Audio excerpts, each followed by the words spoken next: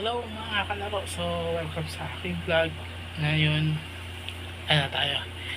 Ang topic natin is about sa retro gaming. Yun. So, mga kalaro, yan. About retro gaming nga tayo. Gawa ng, kung napapansin nyo sa dati ko mga posts na sa Facebook, sa YouTube, is about all retro gaming na.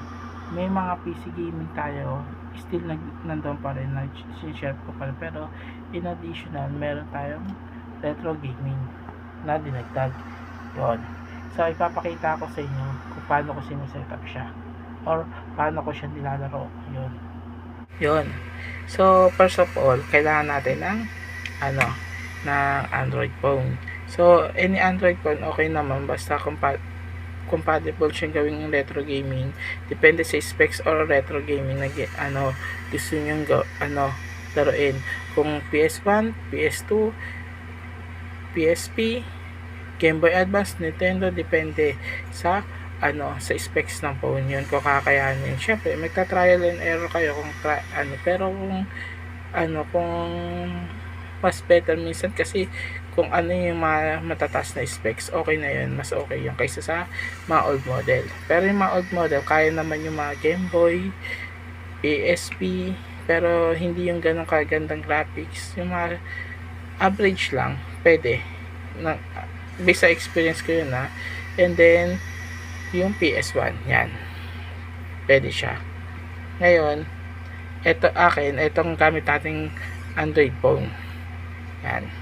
So, ang next natin is yung controller. Bali, ito yung controller na ginagamit ko. Siya? Wireless po. Yan. Tapos, di battery siya. Battery operated. Wait lang Yan. Yan. Battery operated siya. Actually, itong controller na to, hindi ko to binili para sa retro gaming. Binili ko siya dahil sa PC gaming po.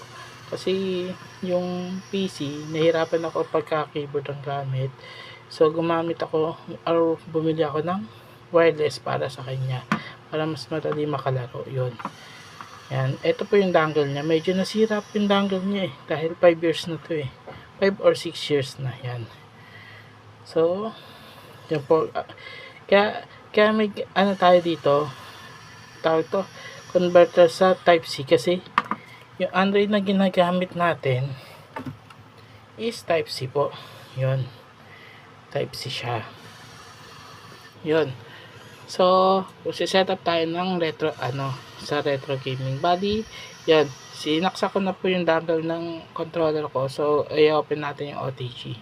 Yan, para ma-detect siya ng device natin.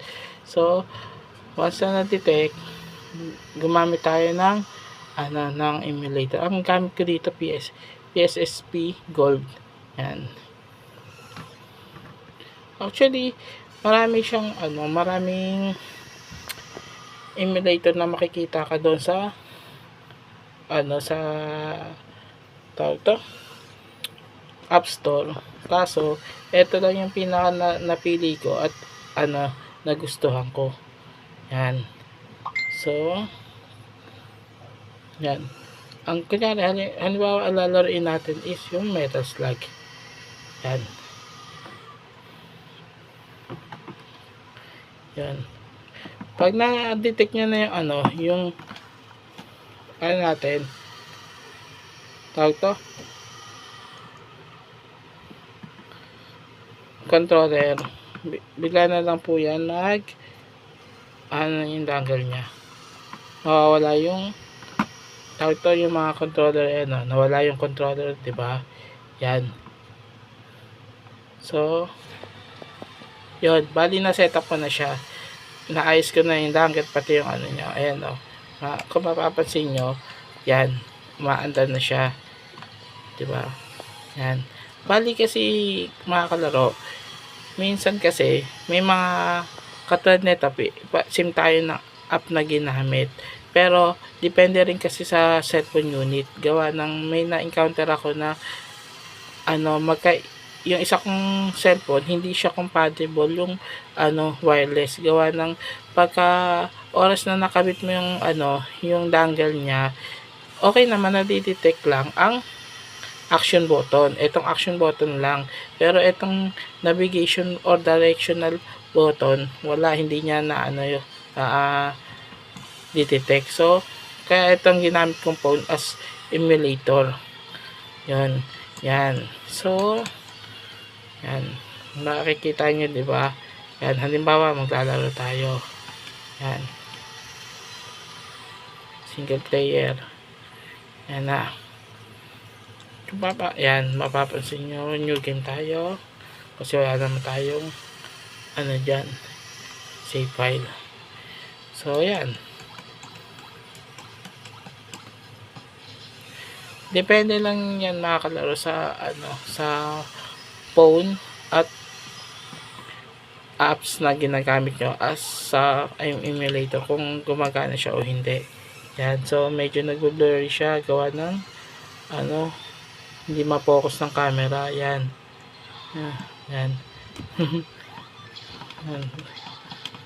Yan. Ito pala ang bot. Ayan o.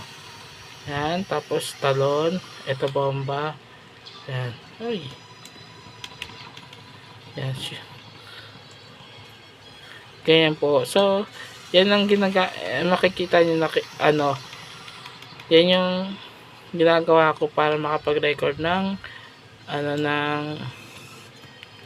retro gaming sa mga sa mga social media app katulad ng YouTube, Facebook, yan. Kaya yan. So medyo hirap ako maglaro ng isang kamay, ha. Yan. Uy, heavy machine gun. Yan. So okay na. Yan. So mga kalaro, yun yung setup ko sa retro gaming. Yun po yung nakikita niyo, ina-upload ko sa mga social media account ko katulad ng YouTube, Facebook, Bilibili, yan. TikTok minsan, yan. Pero yung iba doon, PC gaming pa rin. Yan. Ang share ko lang doon sa ngayon, ha, na laro, PS1, PSP. Actually, yung PS2, tinatry ko. Meron ako na hanap sa PS2, pero ang problema ko kasi doon minsan yung medyo naglalag siya. So, naghahanap pa ako ng ibang compatible. Yun. Pero sa ngayon, yun po yung mga sinishare natin. PSP, PS1, Game Boy Advance, pati yung Nintendo DS. Yan, Game Boy Nintendo DS.